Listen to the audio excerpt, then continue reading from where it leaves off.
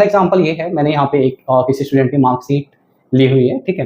तो इस मार्कशीट को अगर आप ध्यान से देखोगे तो ध्यान से देखने पे हमें ये पता चलता है कि मार्कशीट बेसिकली एक टेबल की फॉर्म में है ना।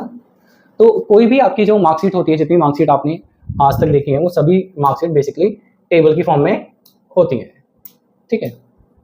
हाँ, आमतौर पे आपको ये समझना है कि अगर आप किसी भी ऐसे टेबल को देखते हो जिस टेबल में इंफॉर्मेशन नंबर के फॉर्म में है, वो टेबल एक मैट्रिक्स होती है। वो टेबल क्या होती है? वो टेबल होती है आपकी एक मैट्रिक्स। तो अगर आपके पास कोई भी ऐसी टेबल है जो नंबर की फॉर्म में है, यानी जिसमें कुछ इन्फॉर्मेशन नंबर की फॉर्म में है, तो हम ऐसे टेबल को मैट्रिक्स कहते हैं। अभी के लिए आप इतना समझ लो, बाकी धीरे धीरे हम लोग चेंज करेंगे कंसेप्ट में। क्वेश्चन क्रिएट होता है कि इन्फॉर्मेशन को टेबल की फॉर्म में लिखने की जरूरत ही क्या है। तो आप जितनी भी इन्फॉर्मेशन को पढ़ते हो अलग अलग सब्जेक्ट्स में या फिर न्यूज़पेपर में, नोबल में, तो आप देखते हो सारी चीजें टेबल की फॉर्म में नहीं होती हैं, कुछ स्पेसिफिक चीजें ही नंबर्स की फॉर्म में होती हैं। अब इसके पीछे का लॉजिक है, इसके पीछे का लॉजिक है, मान लीजिए कि ये जो हमारी इन्फॉर्मेशन है, यानी जो मार्कशीट है, इसको मैं टेबल की फॉर्म में ना लिखूं, इसको मैं नॉर्मल टेक्सचुअल फॉर्म में लिखूं, ठीक है। यानी हम वर्ड्स में लिखें तो हम क्या लिखेंगे? स्टूडेंट का नाम यहाँ पे लिखा हुआ रवि कुमार, मैं मान लेता हूँ Ravi has score 78 marks in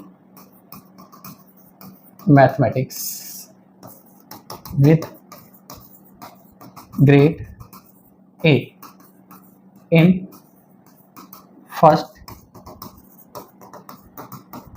semester.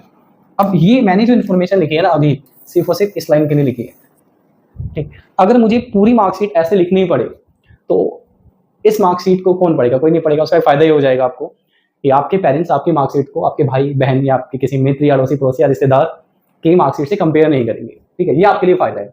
But इसका नुकसान क्या है? नुकसान ये है कि इस तरह की इन्फॉर्मेशन अगर हमारे पास है और हमें बहुत सारी कुछ इन्फॉर्मेशन को कंपेयर करना है, तो हम उसको कंपेयर नहीं कर पाएंगे, ये हमारे लिए प्रॉब्लम हो जाएगी। तो मान लीजिए अगर ऐसी एक मार्कशीट है और आपको अपने 4 फ्रेंड से आपकी मार्कशीट कंपेयर करनी है, ऐसे लिखी हुई है पूरी मार्कशीट, तो आप भी कंपेयर नहीं करोगे।